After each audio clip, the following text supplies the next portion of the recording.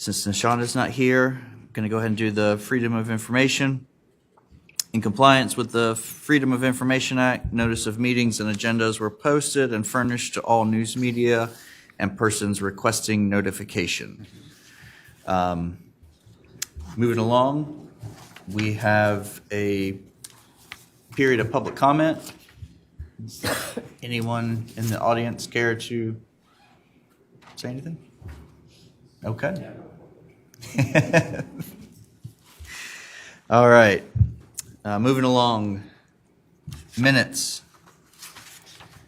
Everyone should have a copy. They were sent out in our packet previously. Are there any edits or adjustments that we need to make to the minutes? I wasn't there, so. Can I get a motion to approve? Move that we approve the minutes from the July 27th meeting. Second. Okay. Any further discussion? Seeing none, I'll call for a vote. All those in favor of approving the minutes signify by saying aye. Aye. All opposed? Ayes have it. Okay. Recap of our meeting on Monday. I think most everyone was there. It's a fairly entertaining debate, but council decided to duck responsibility and not allow the referendum to go to the ballot. So we will not be doing a housing referendum this year. Disappointing, but not surprising. Anytime there's a difficult decision to be made, tends to go the other way. Several of us were in the room. Like to open it up for discussion or anything that you'd like to hear or see addressed from that meeting. Ms. Jackson. Thank you, Mr. Chairman. Yes, I mean, it definitely, they did not,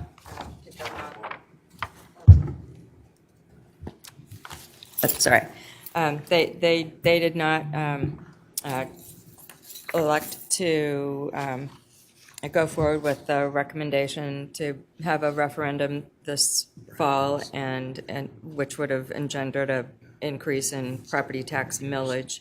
I think that listening to a lot of them, we should take some heart that there's an opportunity to continue to focus on the plan that they all seem to be hopeful of, but not certain of at this moment in time. Yeah.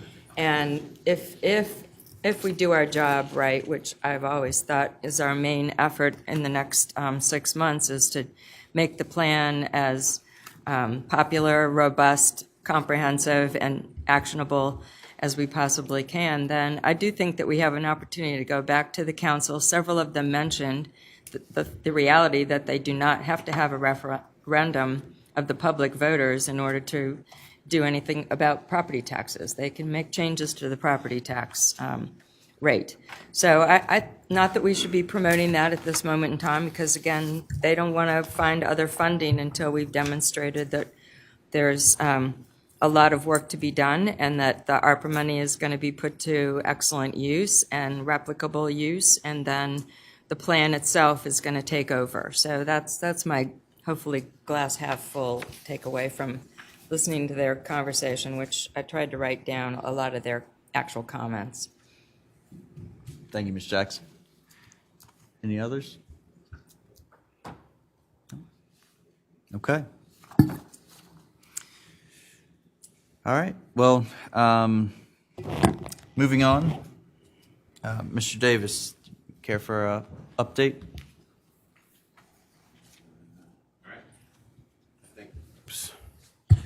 All right, I will save the majority of what I have to say for our discussion of the plan implementation, but I think I will put Margaret up to talk about community engagement. You guys can ask any questions, and then we'll cover the rest during plan implementation. All right. Do we want to take number 9 now? I think wait, number 9. Oh, okay. Well, I tell you what, why don't we just skip the staff update and I can Okay. cover, and then we'll deal with community engagement when it's time for community engagement. Perfect. Thank you. Mr. Carney and Ms. Keller, we will turn it over to you for the Housing Our Future plan. Yes, good afternoon. Hope you all are doing well. Share my screen in a moment. Can you see that clearly? Yes. Okay, great. So quickly, Justin is on, but he is out of town and actually calling in from vacation. So he'll be available for questions, but mostly listening in. So quickly, just an update on the planning process and kind of what we're doing and where we're going next. I think the first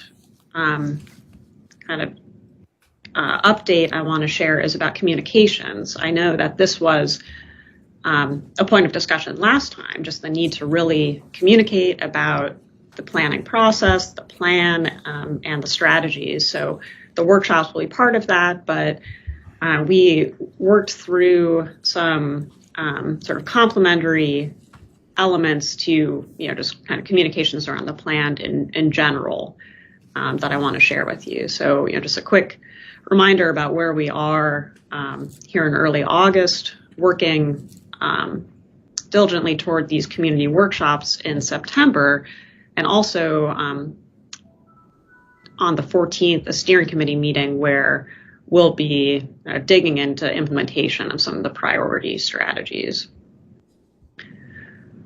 So at a glance, this is kind of what we're working on with communications in the context of some of these milestones. So launching a community housing survey that we revamped a little bit to reflect where we are in the process. But that will be ready very soon. Of course, the in-person workshop September 12th through 14th, and then a virtual town hall the following week, and then a draft plan very shortly following. So, getting a lot of great input and engagement that then we can reflect in the plan. So the two big pieces of communications material that we're working on in close collaboration with county staff are press releases and various social media posts and kind of a strategy and collection of materials to share there.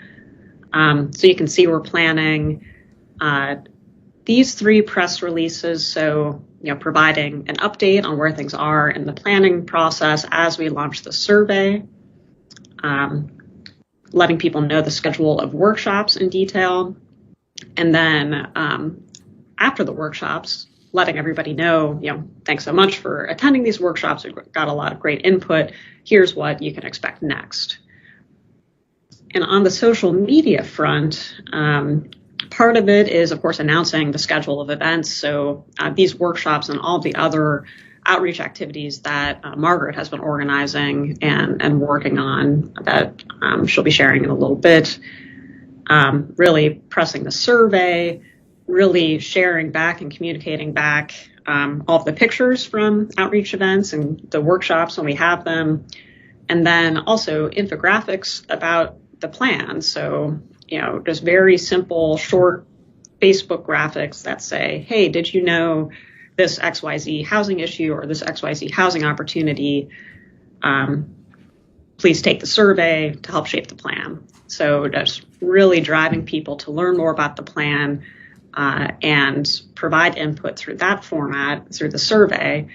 But also just really, every time kind of reminding people, Housing Our Future, a comprehensive plan for housing and housing affordability in Charleston County. So these are the pieces of communications that we're working on in process, and you can see the rollout. So press releases over time, synced up with these different milestones, and then social media, just a really steady series of posts about lots of different things. So just an update there. I wanted to make sure you all were aware of, and I think too, as these things are posted and shared, as the press release is shared, I think this is something where we can make sure you all know what's available and out there to share through your networks. And then the other update is that we are really digging into the implementation of the priority strategies. So you remember at the last steering committee meeting, we reflected back the input we received from you all through the steering committee survey that you provided, and there was really good discussion during that meeting.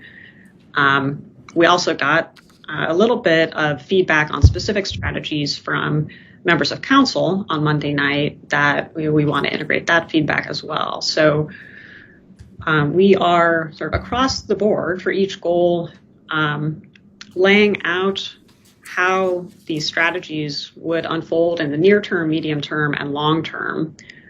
And here's a quick picture of where we're going with that. This is still very much in process, but just identifying the time frame for some of these. So, are we talking about immediate actions, kind of things to build for in the medium term, or longer term things to research, keep on the table, and build capacity toward? So that's one element of it. Another element is really communicating which piece of the demand spectrum a given strategy is kind of best positioned to address. So, some really working, or the potential to work across that entire affordability spectrum, and then others, of course, more targeted toward lower income parts of the spectrum. Sorry, I'm flipping around here a little bit. And then potential partners. This is something we need to flesh out in much greater detail and start to work through. But we're trying to get this all on the same page to show how these things would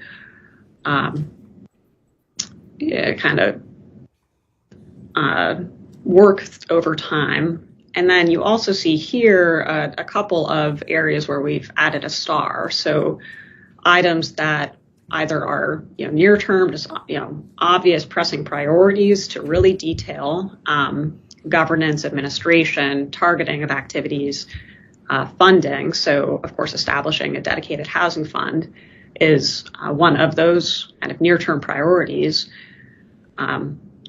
coming out of the plan here. And then others too, like technical assistance to heirs property holders, in discussion with you all, and in the feedback we received from you in the survey, this reflects kind of one that may or may not be a very immediate priority, but does have sort of a great deal of complexity to it that we want to explore with partners who can kind of shed light on that and help inform the plan and how to approach this, even if it's in kind of the relative medium term. So we'll have a kind of matrix for each of these goal areas. You can see goal 2 here, goal 3, investing in creation and preservation of attainable housing, goal 4, supporting housing stability and security, and then goal 5, focused on home ownership. So this is where we're going, and at the September 14th meeting, what we really want to drill down on with you all is kind of partners that could and or need to be involved either in program or policy design or implementation. Second, what is the desired scale of investment in each strategy? So, where could the relative level of energy be over time, either funding or focus? Kind of what will collaboration look like? So where is it really the county that has the opportunity to take the lead, and then where can the county support various partners in the community? Kind of what is that division of responsibility that best suits this strategy? How should programs and strategies be targeted? So some, by income segment, there are conversations around how to focus, for example, gap financing programs to the degree they can be targeted or focused, or even geography. And then governance. What is the process of reviewing, approving, administering, monitoring different elements of the plan and strategy? And some of that will involve looking at models from other communities. Some of that will involve reviewing successful models already in operation in Charleston County, like the Greenbelt model, to put some meat on the bones of, how will this plan really be implemented? Who will be reviewing and deciding and monitoring different pieces of it over time? So these are all of the things that we are working toward and want to dive in deeper in September. The next time we'll be in person with you all. So I'll stop there and happy to answer any questions. Do we have any comment? Go ahead, Mr. Logan. Miriam, quick question. So the survey that we're talking about, is that the same survey that was being used a few months ago, or is this a new survey? This is a new survey. Okay. Yeah, this one is more focused on strategies in the plan itself, and it's designed to kind of gauge sort of resident support and, I'll just say support of different ideas within each of these goal areas. And something that will help us do and help the county and you all learn is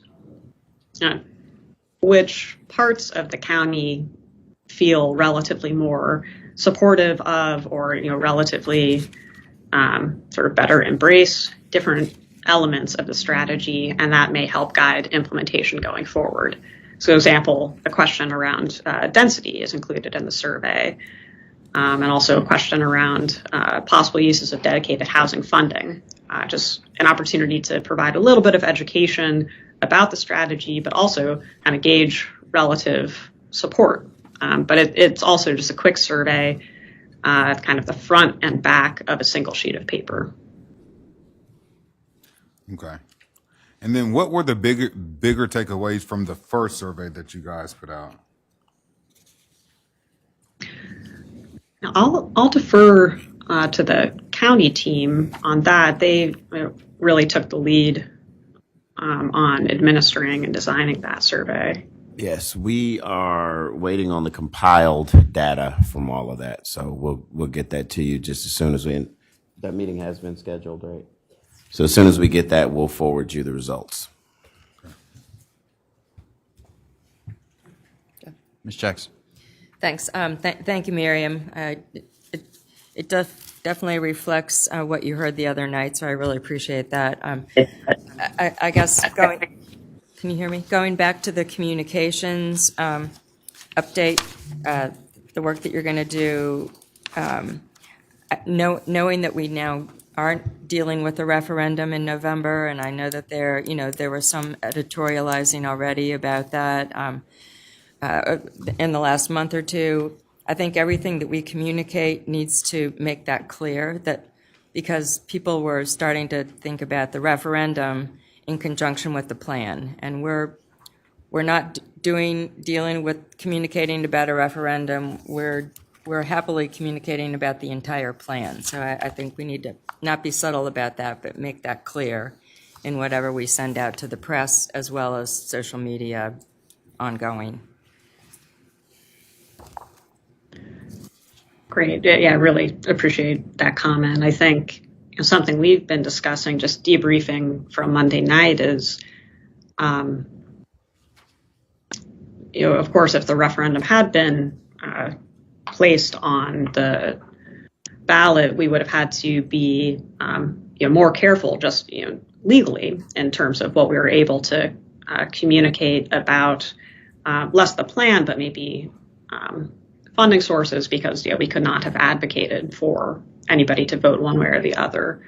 So I do think now we have, I'll say broader flexibility to provide a lot of education about implementation opportunities with the plan.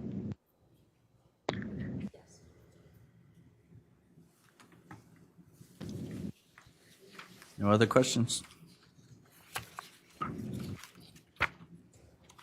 Okay.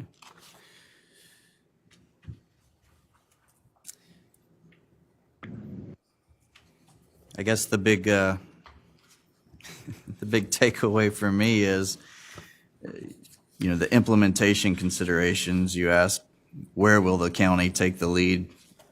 I think maybe we should strike and just ask the question, will the county take the lead on these issues? But Mr. Davis? Okay.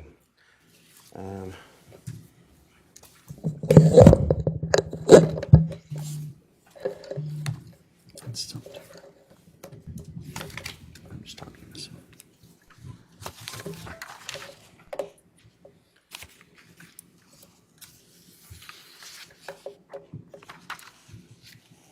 All right. I want to just talk to you guys briefly about how we are using the Arpa funds to shape up and to lay the groundwork for the overall housing plan. So we the $20 million housing set aside is sort of across. It's where the council's priorities for Arpa and what we're working on in the plan come together. So that's kind of how you'll see it presented here. I believe your copy says August 18th. That's actually the day we'll be presenting the overall Arpa budget. So today is August 10th, and we will be presenting this with a little more detail to council on September 1st. That's where they will get the detail of how we plan to spend the $20 million.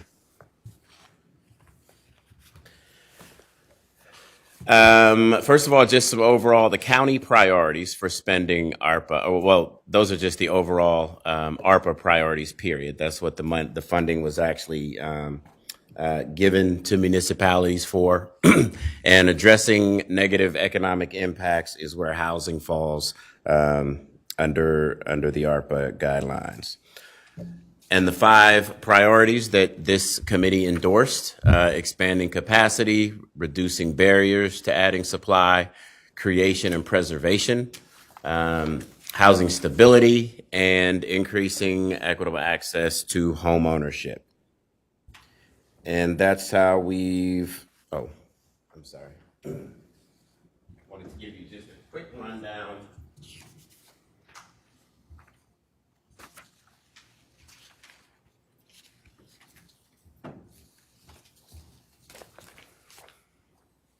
Go back. Want to give you just a quick rundown of how the budget is shaping up in terms of these 5 priorities. And this is by no means final. We are still pushing and pulling and, negotiating and going back and forth. But so far, capacity building, there's $3.5 million budgeted for that. Barrier reduction is mostly regulatory. So we just have $250,000 set aside to deal with those items. Production and preservation is $11 million. Housing stability and security, $2.5 million. And home ownership, $2.5 million. So that's sort of how the budget is shaping up so far. We'll provide you with some more details as those pieces come together. This is at the end of your presentation, but I thought I'd move it here so we can just look at what we're talking about. So far, the county has put roughly $29 million towards housing. That's the $3 million to start this department, $6.6 million in terms of purchasing the 18 scattered sites, the $3 million that went towards critical repair program, and then the $20 million that they set aside for other housing related things. So 37% of the overall ARPA budget has been committed to housing by the council. So when we look at these 5 goals, we look at the things and these are things that this staff with its partners are currently working on, shaping up, trying to figure out how we're going to move forward. So under expanding capacity, obviously the Regional Housing Coalition's been a big part of that, talking about bringing other players to the table and kind of approaching this as a regional issue and not just the county. So that's been pretty critical in helping us frame how we're going to build capacity in Charleston County. And then the 3 program items, capacity grants and developer training for small nonprofits and DBE developers. Also, we are working on having them work with private owners of land who don't want to sell to build housing on their sites. And that's a pretty critical component of this. There's a lot of people in Charleston County that have generational ties to their land. They don't want to sell to a developer, but they are willing to have housing built on their site. That's not really profitable for your typical developer. So by working with nonprofits and by smaller developers or people who are just getting into development, we think we can begin making a dent in some of the housing supply. And that actually feeds into the next one, the private owner lot development program with heirs, property owners, and private owners. A building trades job training program. So we've reached out to a number of community partners who do job training. We've also, now this actually crosses over into some other things about where that workforce is going to come from. There is a segment of Charleston County that's just not in the workforce. And so we've been talking to people about how do we engage that population and get them into the workforce. And so that's a pretty complicated issue. We've reached out to, why do I always forget his last name? Reggie Burgess, North Charleston Police Chief, who's got he's got some wonderful programming that he's done in the past. And so we've talked to him about how we merge those two things and we pull from that potential labor supply. Under capacity, our biggest issue is permanent staff right sizing. We got a lot of work that we got to do now, but what is that staff going to look like as this thing, goes on into the future once ARPA's over? So that's our biggest thing. Is part of that long-term funding source, whatever it is, needs to be used to sustain a department. There are a lot of issues related to housing that need people pushing it. And when we looked back at the last 4 housing studies, I think, that were done, they all had different items that were suggested that needed to happen, and none of them happened because there was nobody to make it happen. And that's the critical part about having a staff dedicated to this. And then housing authority partnerships is shaping up to be pretty interesting as well. At least the City Housing Authority, and the other 2 are working on it as well. The other 2 are building capacity for development. We have a lot of nonprofits and small developers who have major barriers in terms of getting to the point where they can do a tax credit deal. And the biggest thing is that South Carolina requires a net worth. They have a net worth requirement, something I haven't seen anywhere else in the country. But I have talked to 2 of the 3 housing authorities so far, and they are willing to consider partnering with nonprofits and small developers to actually get them to the tax credit table. The housing authority has the balance sheet. They have the experience. And when we have developers who are willing to come to the table with their own resources, they are a willing partner in that. So we're excited about where that program can take us. Reducing barriers, obviously, we'll be working with planning and zoning to monitor the changes in the Zeldar to see which one of them, which of those people are actually using.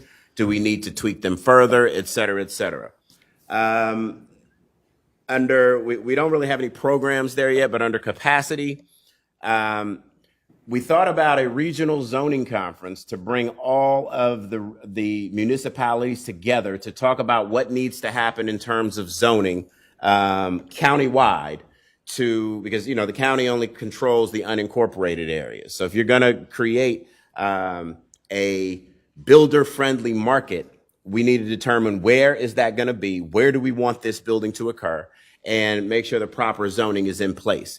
Now, a lot of these small municipalities typically have one person or maybe two that are doing the zoning and planning. And so we feel like if we brought some of the bigger municipalities to the table and help and ask them to actually assist these smaller municipalities with actually writing those changes, because you can suggest all day long, but if you've got two people and they're responding to builders' requests and all that, they're never actually going to have time to write what needs to be written. So we're bringing resources to the table to help them actually get that done and facilitate those changes. Creation and preservation. This is where the bulk of the money will be spent, obviously. A gap financing round, we will do one in 2022-23 and one in 2023-24. We haven't decided if we can go beyond, if we can do a round starting in 24, because we have that 2026 cutoff for expending the funds.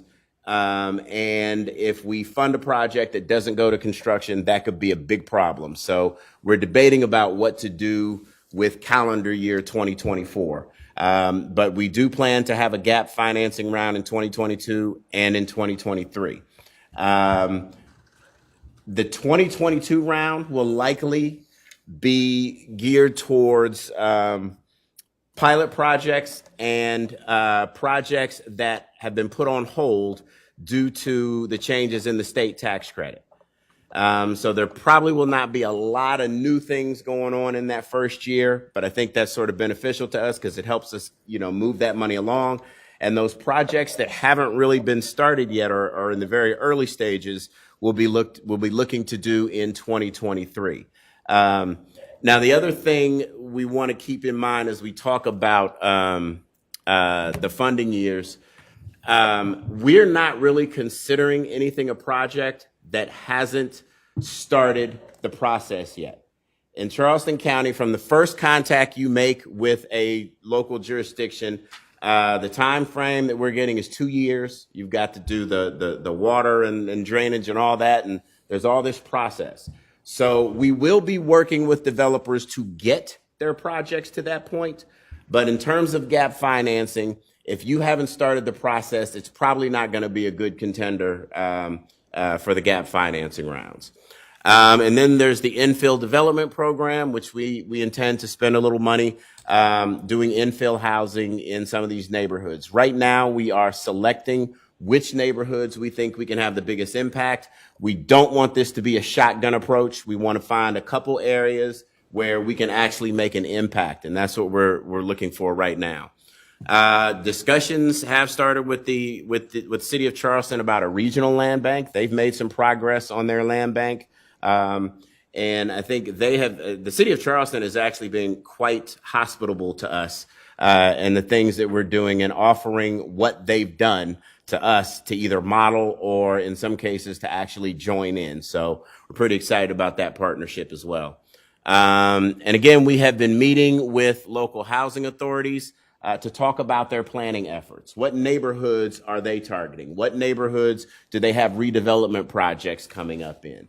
Those kinds of things, because we think there's a much better opportunity to create long-term change if we target certain areas as opposed to just doing spot projects anywhere in the county.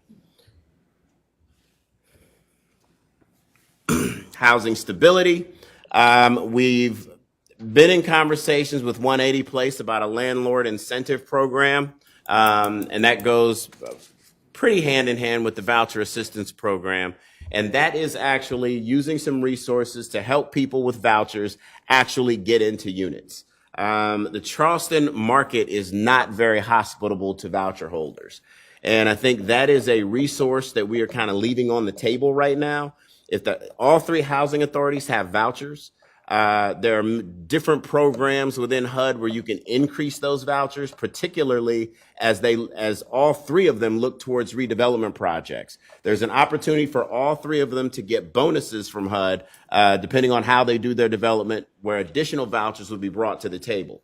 If they can't execute those vouchers and get people into units, then they're going to go to waste. So the voucher assistance program would be essentially providing incentives to landlords to rent to voucher holders. And the biggest deal there is the time it takes to inspect a Section 8 unit. A lot of small landlords just can't take that 30, 60, 90 days that the unit is held off the market. So perhaps we're looking at the rules now to see if we can actually help bridge that gap. Wouldn't be a dollar for dollar thing, but you do have a lot of landlords who actually are willing to rent to Section 8 voucher holders. They just can't hold their unit off the market that long. And then there's some other things there in terms of security deposits and what have you that would go into that. And that, again, that works hand in hand. Now, the 180 place is obviously concerned most with housing hard to house populations. So they've come up with some pretty creative things in terms of working with landlords to get people in those units. And so those two kind of things run kind of hand in hand. And then there's the Just Home demonstration program. I think most of you have heard about that already. That is a grant-funded effort, and we'll be bringing you some more information on that as that shapes up. That's done by the Community Services Directorate. That's not just our department. And then under capacity,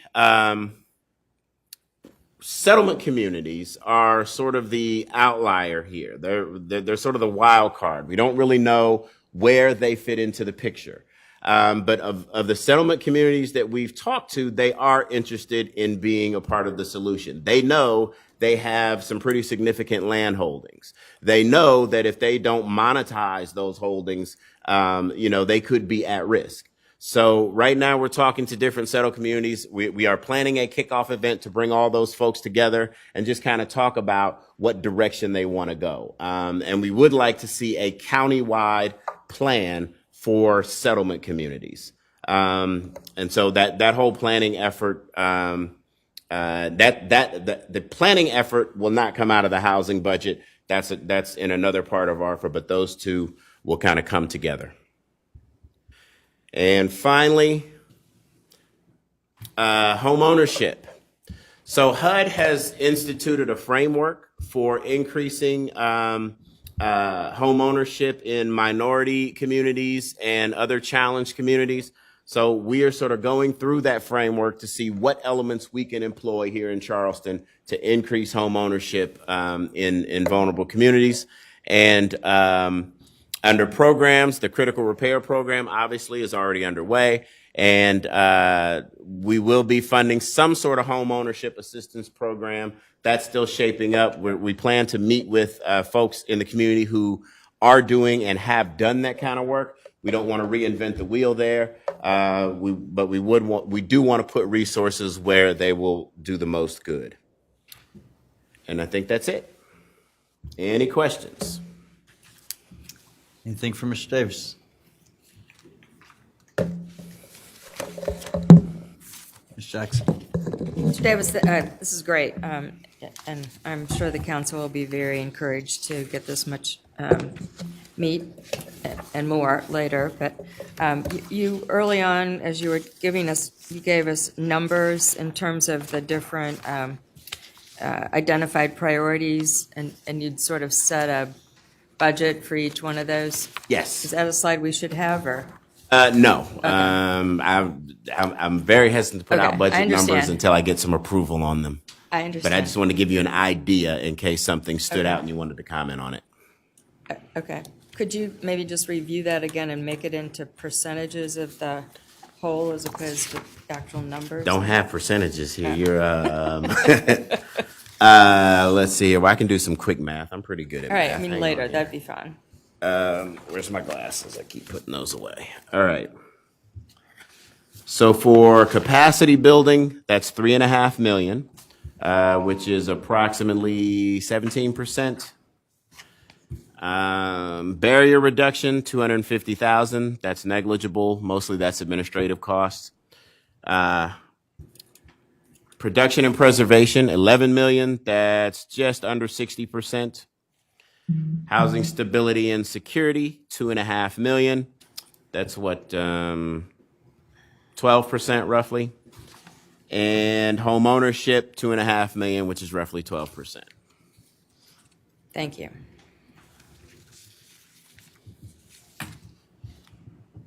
Anything else from Mr. Davis? Ms. Hunter? Could you expound on the expanding capacity of the local housing ecosystem, deferred maintenance, purchases, and premium pay for critical staff? What are the guidelines going to be for that? Are you looking for feedback from these agencies for what they need, or are you guys going to present to them? Tell me where you are again. I'm sorry, page 2 in identified priorities. Expanding capacity that it goes on to say the ecosystem. Number 1. Oh, expanding- okay. Got it. Oh, oops. You know what? Those are left over. My apologies. Okay. Those are actually the subtitles for the Arpa. Yeah. Wow. I didn't realize I did that of all the time. Yeah, it didn't really. When you're staying up Yeah, late I was doing like, this what stuff, do you you got you going miss on? some things. Ignore all those subtitles. My apologies. Okay. Those are all Arpa subtitles. Gotcha. To just put a big old X through those. And I will be sending out an updated presentation.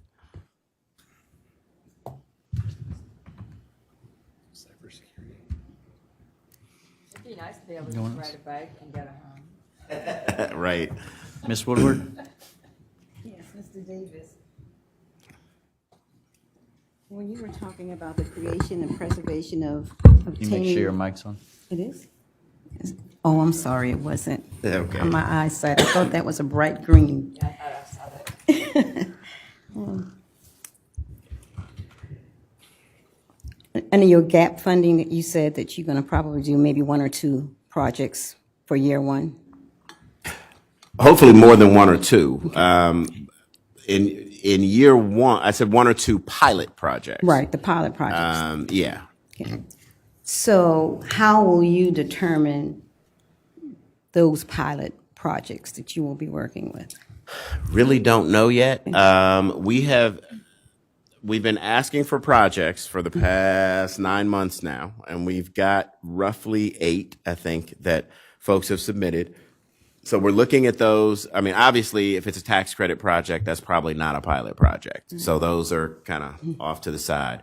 So the other projects people have brought to us, we're looking at, number one, what would make a good pilot? Pilot something that can be replicated. And that's pretty much where we are right now. We're just looking at the projects, seeing what we actually have. And from those, we'll initiate some kind of process to figure that out. But we're still pretty early to say exactly what that will be. So you don't know whether or not it'll be like a competitive going out to bid on those, or? Well, for the pilots will not go out to bid. Okay. So if you have an idea for a pilot, I would suggest just bringing that forward. I think we're working from what is already in the pipeline. There will be other opportunities to fund ideas to turn them into projects. But right now we're focusing on projects that are somewhere in the process that we can actually help move forward. And how many would you like to have in the beginning?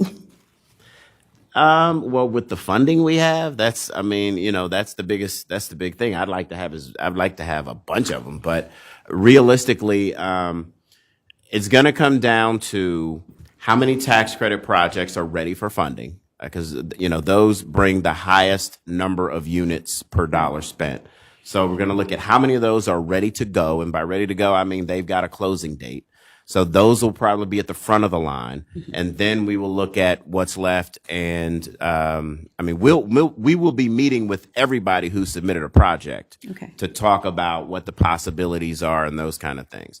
And the other thing is, there's low hanging fruit in there. So there might be a couple we can fund that aren't asking for a lot, that we can just, get them funded and get them moving. So I don't know what the process is going to be yet. That'll shake out as all this stuff comes together. Because all of this stuff, I just keep in mind, all of this once council approves the budget, each individual program will have to go back to them for approval. Really? Okay. I thought of an ARPA use question. I've been meaning to ask. So can ARPA funds be used to purchase land as long as there's something built on it by 2026 that the county wouldn't be responsible for? So go in first with the land to secure as a subsidy, and then. So you can use ARPA for that. The issue with buying land is it takes so much money. Right. So if there was and the county, unless council directs me otherwise, purchasing land on behalf of the county is not a high priority at all, because it would leave us holding that land. And when you're holding it on behalf of a developer, there's all kinds of things that can go wrong. The developer goes belly up, they can't perform, and it leaves the county holding an asset that, is essentially costing the taxpayers more money with maintenance and liability and all that stuff. So I'm not a huge fan of purchasing land with ARPA funds, unless there is a developer at the table and a plan to actually put that property immediately to use. That's good. I think that's important. Some of us didn't hang around for the last item on the council's finance committee agenda the other night, but that's a direct question from that. So I think it's great to make those, hurdles clear. Right. Any others? Mr. Logan? Mr. Davis, I had a question. You mentioned in expanding capacity, partnering with the housing authorities. You said you talked to a couple of them. What would that partnership look like, kind of with the housing authorities? Well, we don't know yet. It would be some sort of partnership where, the housing authority kind of would kind of have to, I don't want to say dictate, because the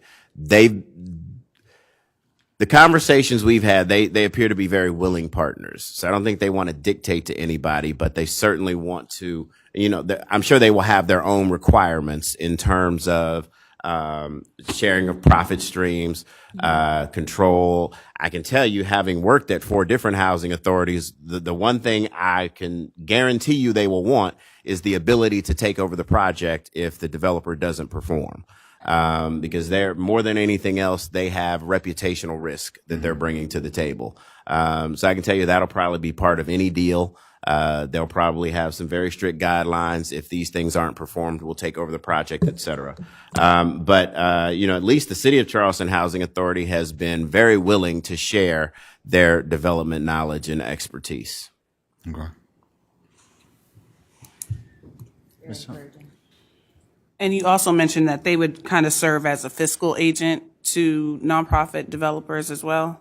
I think that would probably depend on the needs of the nonprofit. If they were working with a nonprofit that had its own accountants and they had their own fiscal accountability, they do annual audits, things like that, I would imagine they'd probably have some looser standards in terms of being the fiscal agent. If you're talking about a less experienced nonprofit, I'm sure they would want to be the fiscal agent. And I meant that more so for the tax credit approval process. Yeah, I don't want to speak too much on that because I still haven't finished going through the QAP and all the requirements. But yeah, they would probably have to be the primary applicant. Okay. But unlike working with a for-profit developer, they're not eager to do all the work and just have you sitting on the sidelines. The housing authority would want you doing the work, and them just overseeing it. So I think it's a much better opportunity working with an experienced developer than partnering with a for-profit developer. Anyone else? Ms. Woodward, I'm sorry. For your capacity building for nonprofits in the local area, what is your timeline on getting something like that initiated? Because of the end date that we're looking at. That's a high priority item, and it's one that's close to me. My staff can tell you I can sit around and teach this stuff all day long. I love talking, teaching people how to do development and pro formas and all that good stuff. So one of the things we talked about was we do plan to bring the National Development Council to Charleston and have them do their classes. But there are a couple of nonprofits that pointed out to us they have staff that need some training before they get to that point, before they can be successful at a class like that. So we're kind of eager to jump in and we will be coming to you guys who've actually have done some development in the community and asking you to help out as well. So that is dependent on staff capacity, but technically we're ready to move on that as soon as council gives us the go ahead. That's one of the items that's very close to my heart that I'm eager to get started. My reasoning for asking that is in the last couple of weeks, I've had several local community presidents that have been doing this work or attempting to do this work, and they probably fall in that category of they're not really ready for NDC. And so I'd like to be able, and I think now since you answered that, to give them some more substantive answers to that. But I have also attended many of the programs through NDC, and there's a couple I think that even those individuals would probably be successful. Right. So I want to add one more thing to that is that there's another piece to Arpa that you'll see when we present it to council on the 18th under nonprofit capacity building. And I'm really excited about this. We brought some pretty big players in the nonprofit community together.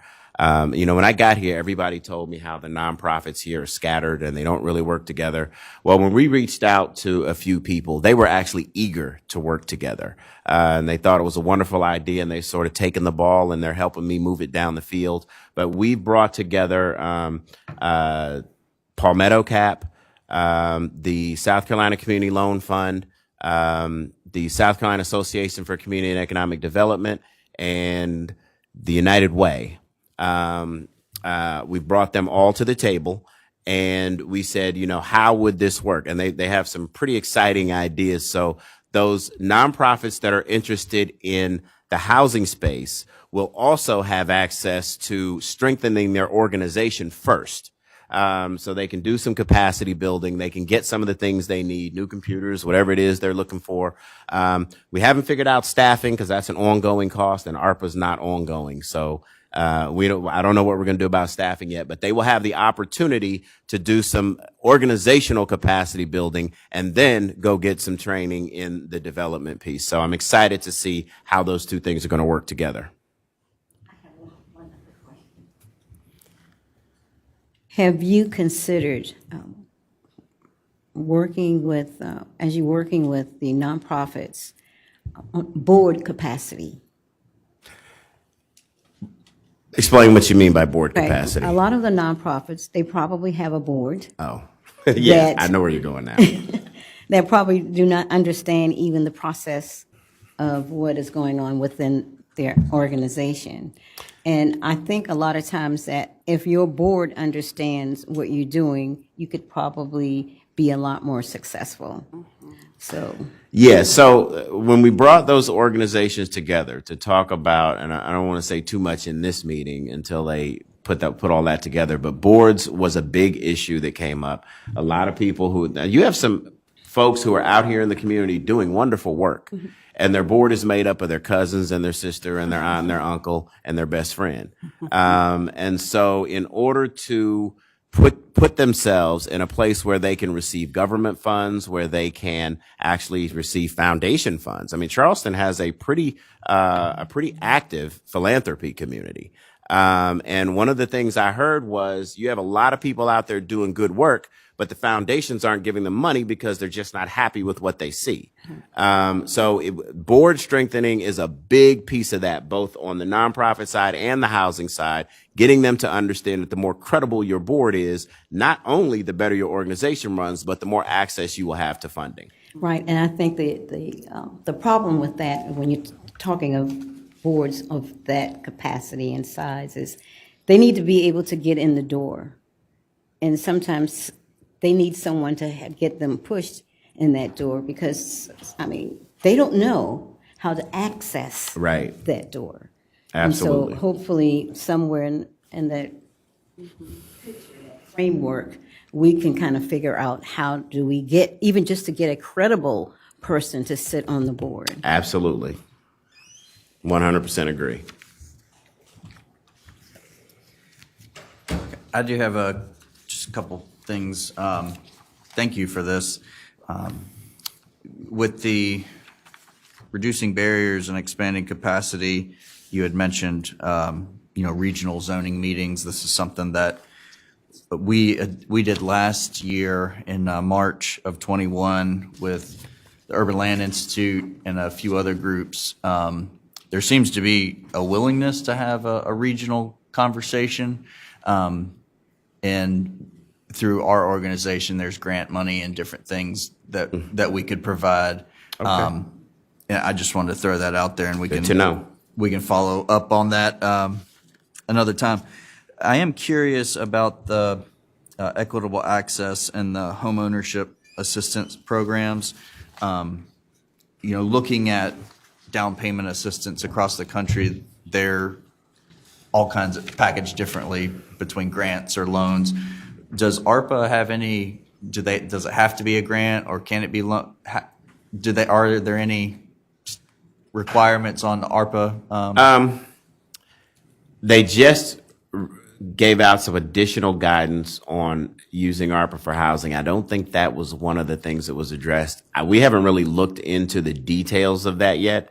Okay. That's sort of that's one of those things we're going to get to as soon as we start running through these programs. Right. I think that, again, well, the answer to your question, I'm always in favor of loans when it comes to public money. Right. And, if you want to make it forgivable, that's fine. But it's much easier to recoup money, that's not being spent wisely or whatever when it goes out as a loan. So that's just my personal philosophy. And then, again, the details of it, I really couldn't tell you yet. But as soon as we start fleshing that out, I'll make sure you're in the loop. Appreciate it. That was all I had. If we are okay with Mr. Davis, we'll just roll right into public engagements and let y'all continue to lead us on. That would be you. You might want to grab that seat because we don't have a center mic today. This is what we need.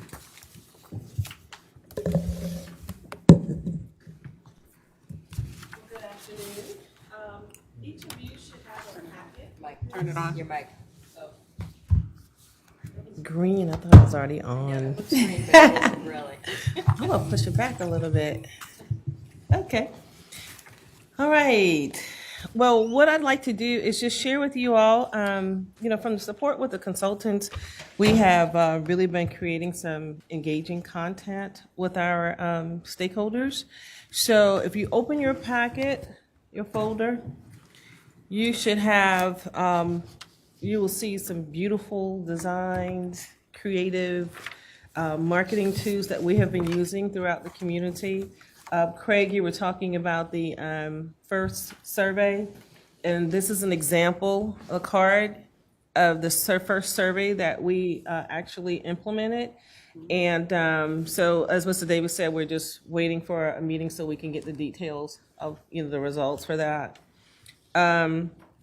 This is also a marketing card that the consultants have created, and what we've been doing is sharing this in the community. We've been attending community events.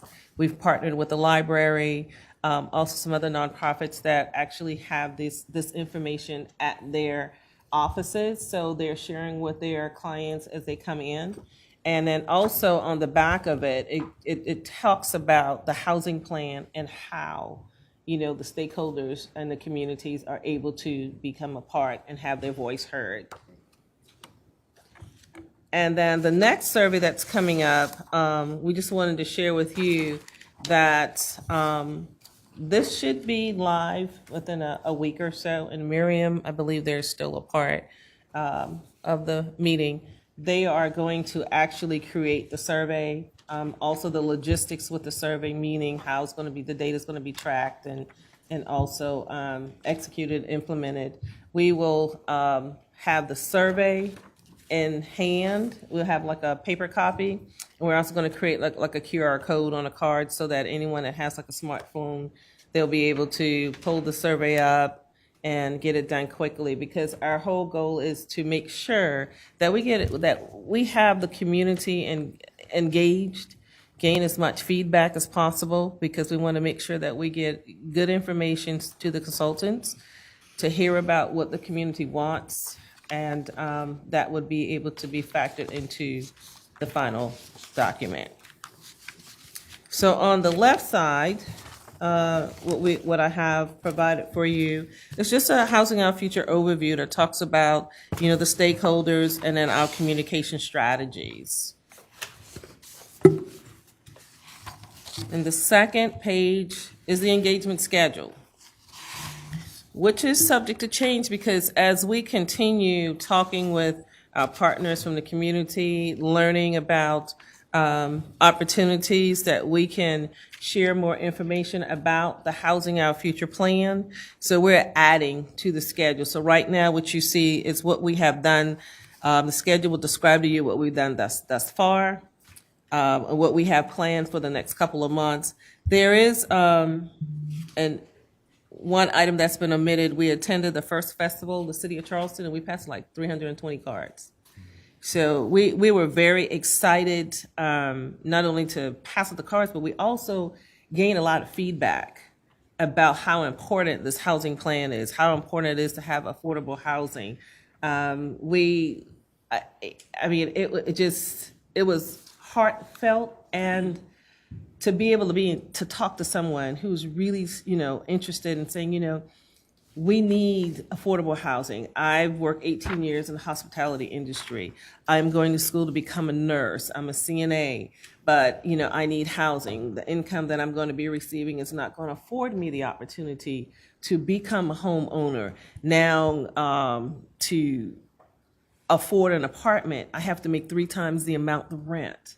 So right now, I'm not there yet. So I'm glad to see that you guys are considering this housing crisis, and that you're considering, for us to stay in Charleston and not have to leave and move out into other areas, or even just leave the city completely. The next page that we have is, we also want to share with you, there are additional engagements. Although we're doing public meetings, we're having workshops in churches, local libraries. We're also having information disseminated into the community with various nonprofit organizations. There are also some other engagement activities and estimated outcomes that we hope to achieve. To just list a few, we have flyers in 18 libraries. And I'm just saying 50 flyers just to say, okay, if we start out 50, but of course those numbers will increase as production increases. Social media platforms, they're going to make a mention in all of their social media platforms, and then share the information with other organizations who they partner with. Tabling opportunities, putting our informational cards at the high traffic areas. The library has a great partnership with CARTA, and they have data on areas where there's a lot of high traffic with people taking the bus. So we're looking at putting our cards there, and they call it community box, for them to get to gain some exposure. And then mailers. We looked at the zip codes where the referendum failed. So we wanted to make sure that we target those areas to make sure that they're educated about what we're doing and why. And those areas were McClellanville, Alvendale, Hollywood, Ravenel, Watermilla, Edisville communities. So sending out mailers to those, and also that's a diverse population as well. It's just not, there are individuals that may not be technology savvy, that may not have the internet, and they're more of a higher age demographics. So passing out mailers, because something that's very eye-catching, that demographics, they would want to read it.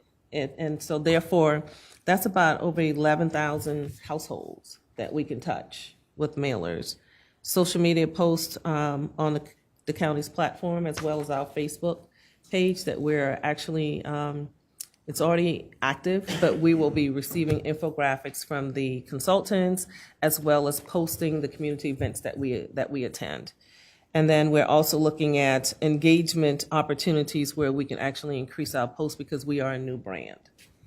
And then local television interviews, we will be in coordination with the PIO office for us to promote the program and the department. Any questions? Do you have any, Ms. Woodward? This is not a document that's going out in the public. is No, it? ma'am. Okay. That's just a little schedule for you all so you can see the activities that we are promoting in-house. That's I was an trying to in-house look stuff. out for people my age who can't see. Oh, no, ma'am. Well, to say it is going to be going out, but in a different format. It's going to Okay. be in the format of a press release. Okay. So I'm sure the media will, post a schedule on the news and so forth and so on. It will be posted on Facebook. We'll be sending information out to the local churches, homeowners associations, social media postings. You mentioned about just, I guess, that community engagement piece. Have you had an opportunity to reach out to any neighborhood presidents? We have a listing. Okay. So what we are doing is the Housing Our Future information that's going out to all the neighborhoods. We have a new information cards which is going to talk about the 5 strategies. So we wanted to be consistent across the board as we're moving forward.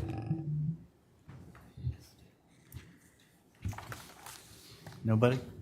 I'm curious about the charrettes. Everyone kind of does them differently.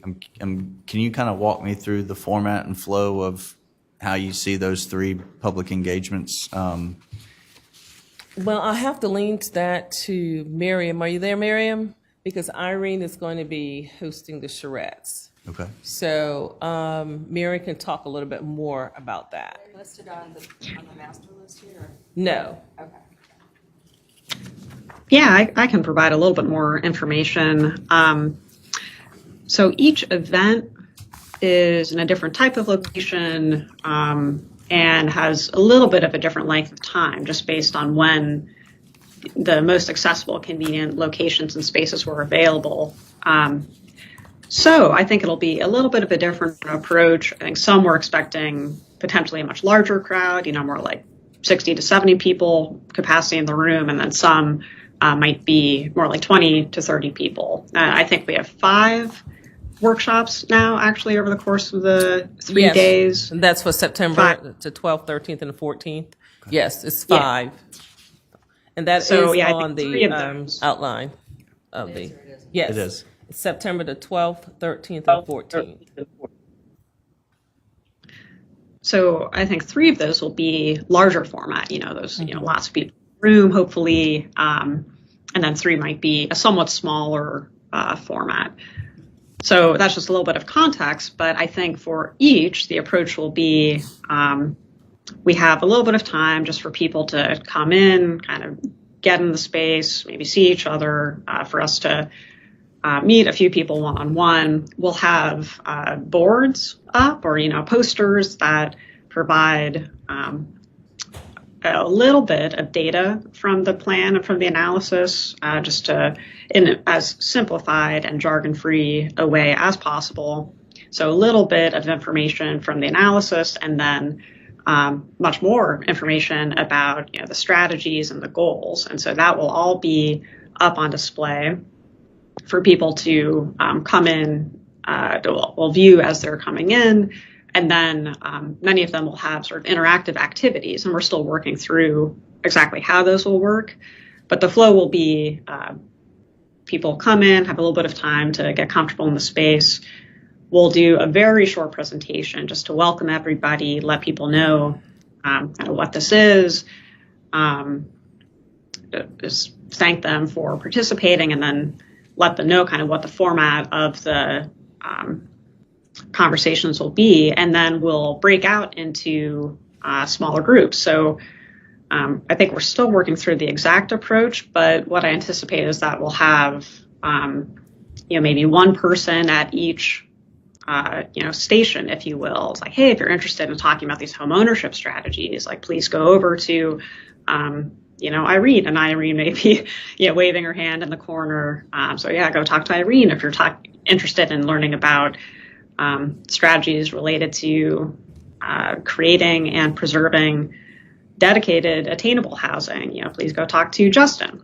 So we'll have these breakout stations and activities at each station for people to respond and provide feedback. So that might be Post-its, that might be stickers that people stick on the posters themselves. And then we'll also have hard copies of the survey available for people to take right then and there. So that was a little bit of a winding answer, but I hope I gave you a little bit of a better picture of what we're thinking about.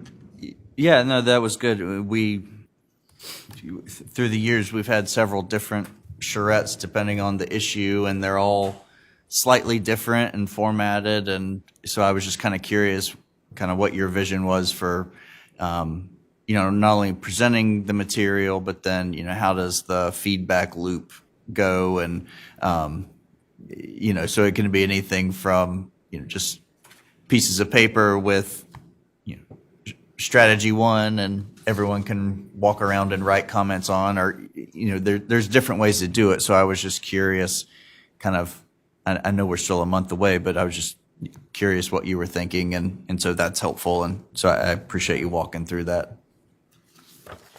Okay. I'm still stuck on the list. Can you, because there's several things called public meetings. Some of them have longer timelines. So, for example, September 13th, noon to 2, is that one of the charrette Yes. dates? And then September 12th, there's something at the main library at 5 o'clock. Is that supposed to be a charrette? Let's see, 5 p.m. I think, on September 12th, you have public meeting, that's the charrette at the main library, and then that's a council meeting. So the calendar also included our council I think the council meetings. meeting's the next night. It's the 13th. Right. That's a Tuesday. Right, So, but the 12th will be a charrette? yes. Okay. And then, Then we'll go to the 13th from 12 to 2, right, and that will be at the Johns Island Library. right, And then on the 13th at 5 p.m., we will be in McClellanville. okay, And then on the 14th, from 10 to 11, we will be at Sullivan's Island Town Hall, so that will include Sullivan's Island, IOP, Mount Pleasant. okay, The next page, we have the 14th, which should be a public meeting instead of outreach. We're looking at Mount Moriah Church. okay. But then going on into October, the things that are titled public meetings are something different. Yes, there'll be more workshops where we were just providing information, again, trying to gain feedback. So it'll be similar, but it'll be more or less of a presentation, and the consultants are working on providing us with, the slides for that. Okay. I do have another comment. Sure. For the meetings that are from 12 to 2, what population are you trying to attract? Because that's kind of in the middle of the day for people that work Right. that may be interested. But we're also going to scatter the time later in the evening too, so we can catch both markets. The people that aren't working, and then we'll have a later on at Okay, later okay. time. The same day? Yes, ma'am. Okay, thanks.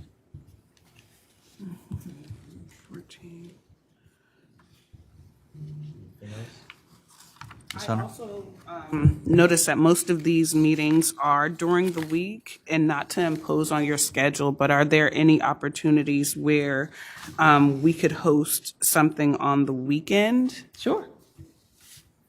We can look into it. It's just the availability of like the library. So we're trying to get in dates as quickly as possible that we know that the consultants are able to support, as well as the availability at the libraries. So we're still working on, like the church.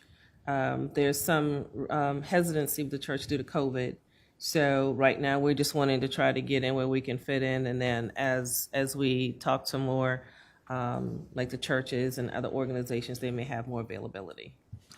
And with the churches, due to COVID, is there any way that the consultants could maybe prepare a brief video presentation and then have some of staff on hand to answer any questions in person?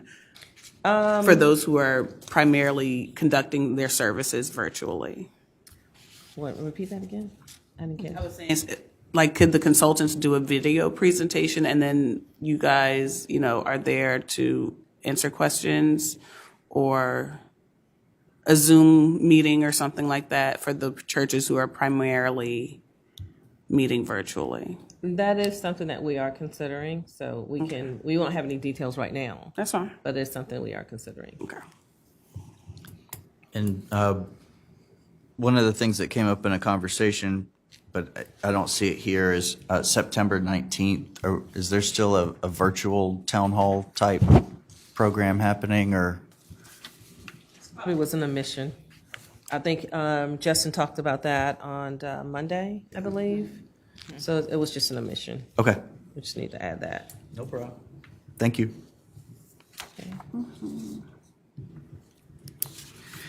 And I guess since we're not meeting between now and then, as far as what you could use or want from this group, I was going to suggest how can we support on those days where we're available?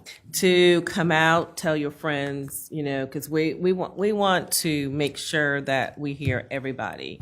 It is every school's beginning to start, so we do realize that there's going to be a percentage of people who are not going to be able to attend.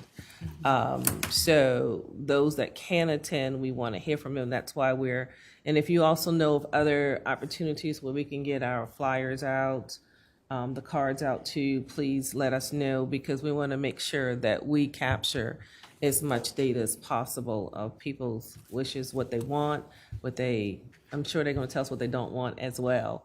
But, everybody wants the same thing. So we want to make sure that we are doing exactly what the community needs. If you have anything digitally, I think most of our groups have newsletters. I know mine does at least. So if there's something that you can share digitally that we can, push out, Okay. that could be helpful. Also, if there are any kind of Eventbrite or registration type components, if you can get that to us, Okay. be happy to push Okay. that out as well. Sure.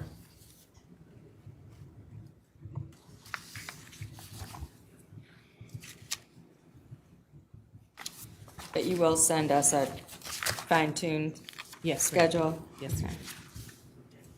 Are you going to have printed materials that you can give us to hand out? I mean, I know that I have a thrift store, so does John. Sure. And, we do affordable housing, so the people who would come in there would, I'm sure, be glad to take a flyer. Okay. And I'll get with you all so I can kind of Perfect. get your contact information or where you are so we can get that to you. We're in the process of printing out new cards with the 5 strategies, which, again, the message will be consistent. So we're just waiting on the cards to be printed, which I'm sure it'll be very soon. I have another suggestion. What about the schools? I know in the elementary and middle schools, they have what they call the Wednesday folder, and they will put information about the community, what's going on in the schools, and those folders go to the schools, to the parents, and they have to sign that folder to get it back. So that would be a great way. And I know maybe even in the high schools, like for instance, North Charleston High School, they have a huge problem with their students and parents that are homeless. And that might be a way of having flyers there. Yes, And I have another excellent place, I think, that you could have a meeting. Okay. It's at the railroad station. They have a beautiful facility back there that you I've can seen hold it. public meetings. Yeah, right. That'd be a great place. I actually came upon it by accident. I was being nosy in the community, and I came upon it by accident. But to expand on what you're saying about the schools, we had a meeting with Mr. Muhammad, who's the executive director with Strategies and Communications, And they're open to working with us, but what they kind of leaned us to is to attend the big events, the school events. So that's what we did on last Sunday, and which again we gained a lot of feedback. North Charleston High School has been very open. Miss Liz Bowen, we went there doing registration in July and passed out the cards. So she and I are in communications about how we can work more together, because they have a lot of community events. They also have parenting conferences at their school. So we will definitely be engaged there. But we're in communications with the school district to see how, because you're correct. I came from Memminger Elementary School, and they do have folders, the teachers send out information out. So that is another option we can look at.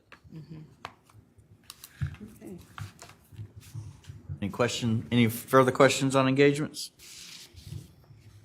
Anything else from staff? Okay. Thank you. Thank you. Okay, moving on. We'll get into final comments. John? I'd like to make a motion to amend the agenda. We have a letter from our fellow committee member, Bratton Riley, who is unable to be in attendance today, and I'd like for us to review it and have discussion. To amend the agenda, we need a unanimous. Send the amendment. Thank you. Call for a vote. All in favor signify by saying aye. Aye. All opposed? Okay. Go ahead, Ms. Honor. Okay. Has everyone had a chance to review it? No, we just got it Sorry. today. Staff has a copy. I believe everyone should have a copy. But we have one now, but I didn't get it ahead. Okay, Sorry. no problem. I'll give everyone a chance to review.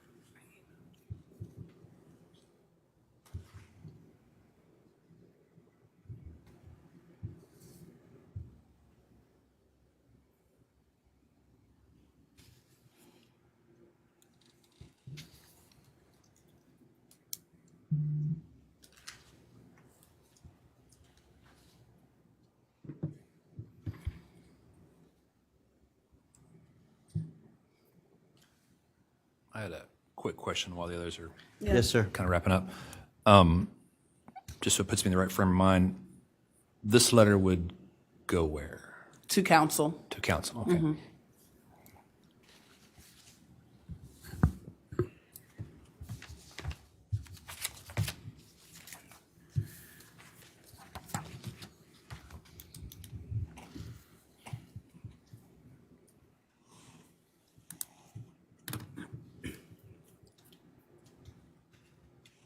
Has everyone had time to? Okay. No, I've got a few more. A few more minutes. Okay.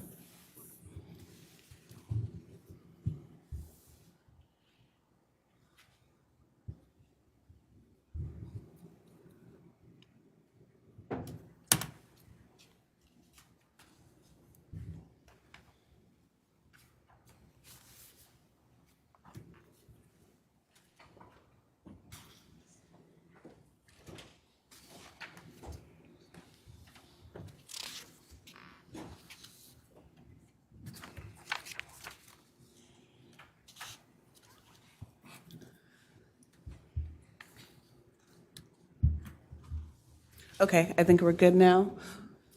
So, I'm sorry, go ahead, Justin. Sorry. Yeah, and I don't disagree with I don't think any of the points in the letter. My only concern would be on number 4, and I just circled points B, D, and F. They're very, Divisive. it's going to make them very defensive, council members specifically. Again, I don't disagree with any of the points. That language would probably put them on their heels as opposed to convincing them to help us move forward. So maybe that's what we need, but that was my first reaction when I read it. Okay.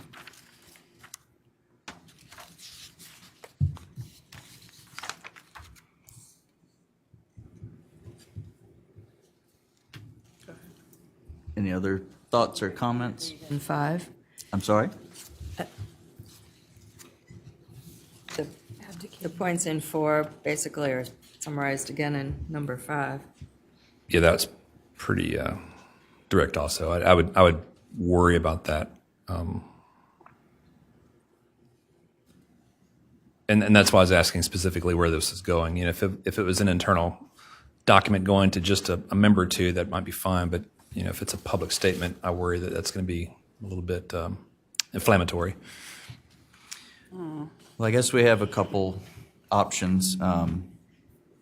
We can choose to not send anything, no comment to council. We could send this document to council, or we could send another draft or version of this to council. This was just a suggestion. It's open to whatever the body would like to do. But how we handled Ms. Jackson's issue, I felt it was fair to give Mr. Riley the same opportunity to just be heard. So that is what the discussion really is today. Yes, sir. I don't really disagree with anything he said. Mike, turn your mic on. Oh, sorry. I don't disagree with anything he said per se, but as Mr. Rhoden said, it would put council on the defensive. But I'm pro us kind of maybe refining, if you will, Okay. how it's said, so we can make the point without putting them in the defensive and trying to box them in on something. When we all feel passionate about it, but we probably could phrase it differently. That's fair. Ms. Woodward? I agree with Mr. Dukes that when I read it, I thought, oh, I'm gonna go home and get some Alka-Seltzers or something. But I think the council does need to know that the committee was disappointed in the vote. And I think they also should know that for the people that they've put on this committee, that we've worked hard. The third thing that I really liked is, and I would want it to remain, is number 1, about the professionalism of Mr. Davis and his staff and the hard work he's doing, and that they remain in place. Because sometimes, this is from experience, that when the public, when I listen to the newspaper, the Post and Courier, I get a little bit upset about some of the things that they write. And it appears sometimes that they always write something that makes the efforts look negative. And so we need the public and we need the council to know that we are backing the efforts of this housing for the future, and what has already been established with the staff, and how hard that I think that the committee has put in a lot of time and effort and thoughts, along with the consultants. I was quite disappointed because to me it flipped. It's like 3 weeks ago we almost had 5 votes, and all of a sudden that flipped, and I thought, well, here we go again. But I think something needs to be said, but I agree with you, Mr. Dukes, that we probably need to kind of soften it somewhat. To you look, for instance, if you look at point number 6, he kind of says everything that we really need to say in regards to like being adamant and forthright about what we think, but it's not as it's not really just kind of calling them out, wrestling style.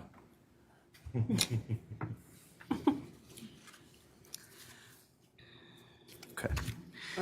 I'm in agreement that something needs to be said. I feel like for us to have met this long and given this much time and attention to this matter, I think that council needs to know that we feel like our recommendations went unnoticed.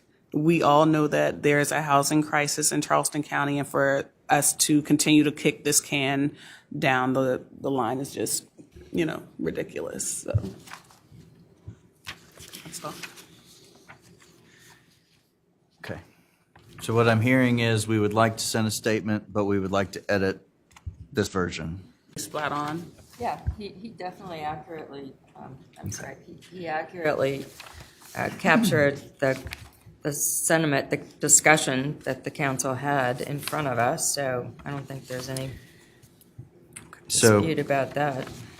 So for section 4, was it B, D, and F? That were the issues? Yes. Okay. How would we like to edit or alter section 4? I made just a quick note on mine. On 4B, Okay. the word no interest, I would just add, county council seems to have, maybe change that to little interest in taking the lead in providing critical leadership. So just softening that a little bit. Or grammatically, however that flows. Okay, so I Seems to have little interest in taking the lead, providing something like that. okay, I just want to make sure I have I would need this- to type that out for. No, you're fine. So we would want to strike in providing any critical leadership role. And replacing that. I would strike no interest and Yeah, I Make do that have the little no interest. Okay, struck. yeah. We're going to change that to little. Yeah. So little interest. But we want to strike providing a critical leadership role. No, I don't think he's striking it. You're I just would adding. still leave it there. Yeah. He's just Taking. This is a time where we need the county council to lead our community. I think we had the council discussion. A couple of them asked, should we be leading or should we be supporting? We could respond to that question as a committee and say, absolutely, you need to be leading. No one's expecting the county to own and operate all the housing, or maybe any of the housing. We're expecting them to creatively leverage the opportunities and the strategies that are being, determined by the plan. And that is leading. They're taking the policy and the programmatic lead to make sure that the housing plan is going to be successful countywide. Not own and operate housing. That's what the housing authorities do. That's what other nonprofits do.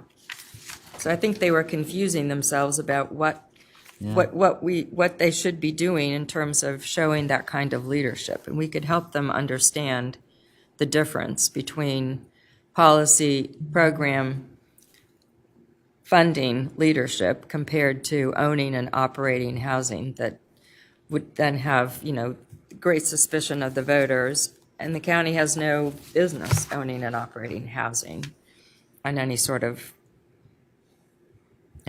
large scale. May I make a suggestion that the chair appoint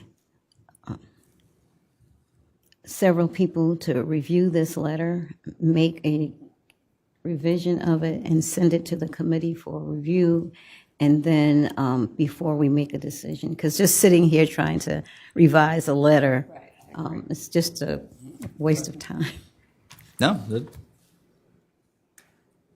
Are you making a motion?